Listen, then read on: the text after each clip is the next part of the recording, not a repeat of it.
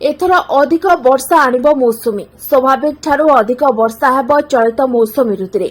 भारतीय पाणीपाग विभाग कहिछि समग्र मौसुमी ऋतु रे 106% वर्षा हेब अर्थात जहाँकि स्वाभाविक ठारू अधिक हेब।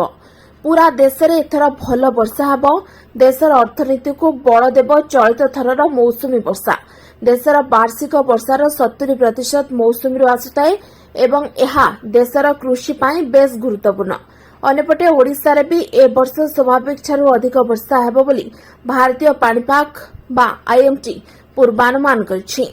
केरल मौसुमी छुईथिबा बेले खूब शीघ्र ओडिशा रे पहुंचिबो मौसुमी अर्थात आसंता 3 दिन पर ओडिशा छुईपारे मौसुमी बोली आकलन कराइछि।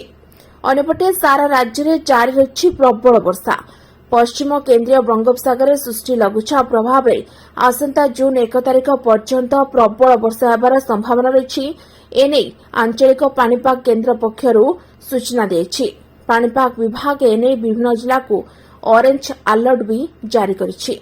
सेपरि आगामी 5 दिन जाए ओडिशार अनेक स्थान में प्रबल वर्षा लगी रहिबो। तेणु आगामी 3 दिन जाए मत्स्यजीवी जारी होइछि सतर्क सूचना। समुद्र अशांत रहिबो।